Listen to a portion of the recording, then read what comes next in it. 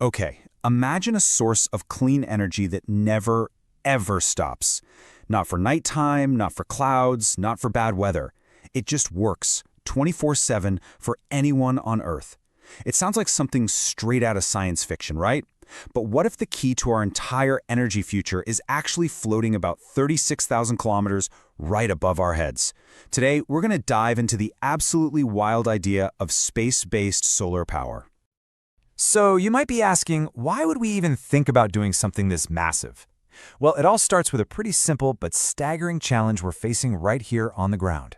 Our world needs more and more electricity every single year, but we are in a serious race against the clock to slash our carbon emissions to net zero by 2050. And that really gets us to the heart of the problem. It's a double whammy. We need way more power, and all of it has to be clean. But just as important, it has to be reliable. We need something called baseload power. You know, that constant, steady stream of energy that keeps our grids from collapsing and our lights on, day and night, no matter what. Now, don't get me wrong, solar panels on Earth are amazing. They're a crucial part of the solution. But every single solar panel, from the ones on your neighbor's roof to these massive desert plants, they all share the same fundamental weakness. The sun goes down. That's the key challenge, intermittency. To get that 24/7 baseload power we need, you have to hook those solar farms up to enormous, and I mean enormous, and expensive energy storage systems. It just adds a whole new layer of cost and complexity to the whole thing. So if the main problem with solar is that our planet keeps rotating and getting in the way of the sun, what if we just, move the solar panels off the planet? It sounds completely audacious, but it's an idea that some of the world's sharpest engineers and scientists have been taking very seriously for a long, long time. And believe it or not, this is not some newfangled idea.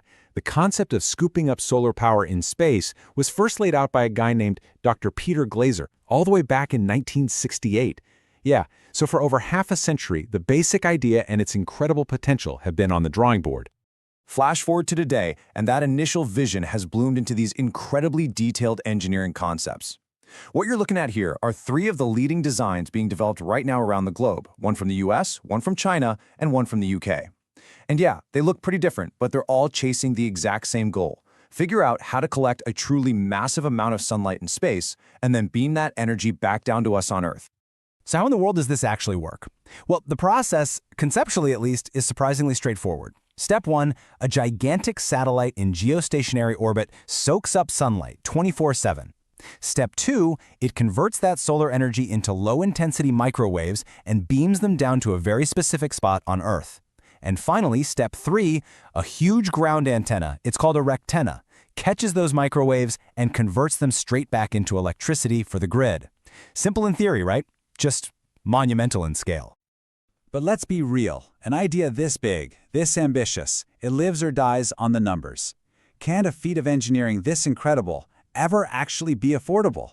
Let's take a hard look at the projected costs. This chart right here is the whole ballgame. It's projecting the levelized cost of energy, basically the final price tag for electricity, for different sources out in the year 2040. And look at this. Once the technology matures, say by the time we build the 10th one of these power stations, space-based solar is projected to be cheaper than a new nuclear plant, cheaper than natural gas, and even cheaper than wind or solar that's been paired with storage. It could literally become one of the most affordable sources of baseload power on the planet. Okay, so what's the catch? There's always a catch, right? Well, it's this number. For any of this to make economic sense, the cost to launch stuff into orbit has to plummet to around $200 per kilogram. Now, to put that in perspective, that cost has historically been well over $10,000. We're talking about a revolution in launch technology, a cost reduction of nearly 99%.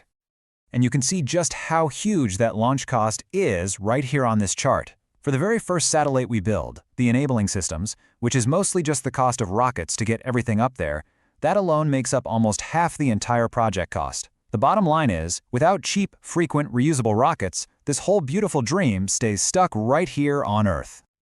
All right, so beyond the sticker shock, a project of this scale comes with some enormous strategic risks and rewards. It really is a double-edged sword, and we have to think about both sides of the blade very carefully. On one side, you have this incredible promise. Clean, constant, reliable power that could be the backbone of a global green energy grid. A total game changer. But on the other side, if you put a nation's critical power infrastructure in orbit, you've just created an incredibly valuable strategic asset. It basically puts a giant bullseye in space. And as the source material points out, it could make the weaponization of space a much more tempting option. The benefits on Earth are also just profound. To get the same amount of 24/7 power, SBSP could use up to 96% less land than a terrestrial solar farm that needs hydrogen storage. That's amazing. But the peril is that getting the thousands upon thousands of tons of material into orbit is going to require a ton of rocket launches. And every single launch carries the risk of an accident and adds to the growing